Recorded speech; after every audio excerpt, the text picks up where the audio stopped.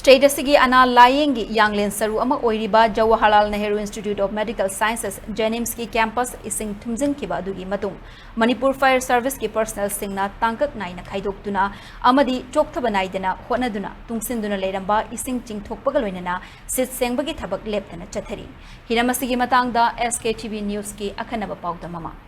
Nungzida lairiba khoi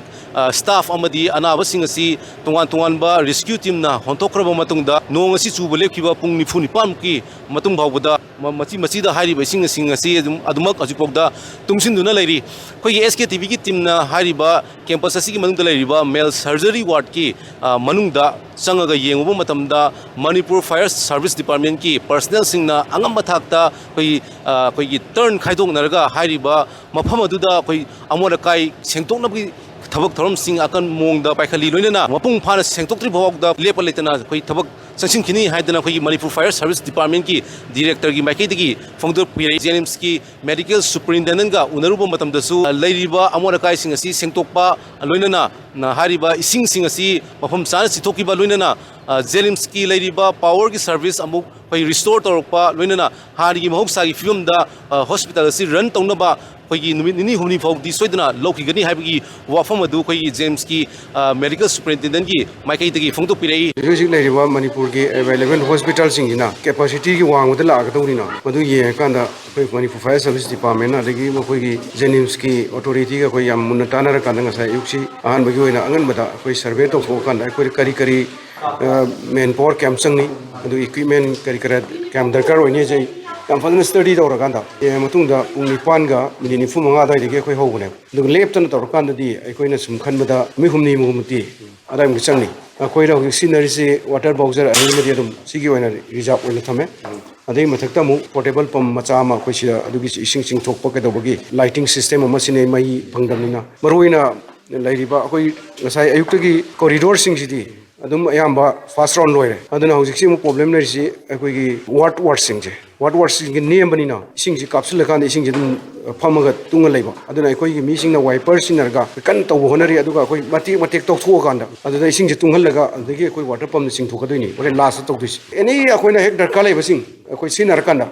akoi si ji yam thuna akoi hospital gi mating pangboina dagi public ki interest da hanagi dumak ki type yobungam tragasu sinna ba yana bagi mong bogdi akoi kauna na boina kanna koi hona jabani fire service na somda hena thoi yaugi na koi mai ho langpo atai da khudong thigadra na khanbirangani adugi dong ta koi extra akoi gari adagi den akoi well prepared tor kan tawuni yam kanna adai da akoi mayam no kan to bigno pakhat bigno aduga any darkar leba mayam gi akoi dagi loba yawa hojik leiba situation sida akoi da torongani akoi na ngamgani haibagi keno leiba capacity leirangani haiba leiragadi akoi da dum request obiro akoi maximum hojik so akoi ising leitre akoi thangna sana hu kamta leitre haiba mafam yawi adu ai ising haramaga adum dipiru so akoi priority basis da noi stegi chatlaga potha bai mutta adum piso so na adu hairamba adumaina su dum lei aduna mayamna adai da toina dum wabirunu aduga sidaida akoi ki hospital ki authority sing as yam mating pangbi makoi su akoi yam phajana coordinate tawna ri ne hojik che ising ji nemtarakpa mami samakpa anoba ising thongolakta bai khuding maksi unaraga akoi ising ji water tungjelam ising ji lokthoknaba chithoknaba amasung sengdoknaba akoi yamna maru oina thodang lobiriba fire service ki director masamak lengaga akoi ki support obiraga ising ji hujik su akoi water corridor da inam yauba tungjan lamba adagi phata hauti chanjan lamba mayam do kamthui mokogi khulai mayam yauraga masi yam thaganingai ni amasung masigi loina na ekoina tawgada subject si hojik lairiba power cut off si power si restore to no ba koi kan honari hojik si ai akoi meeting tawraga hanjari akoi MSPDCL amasung MSPL animaki mating na tawraga power restore tawrakani khuding maksi hanjala matungda akoi gi leiba yananaba anaba sibu care to yanaba sanitation phazan tawraga akoi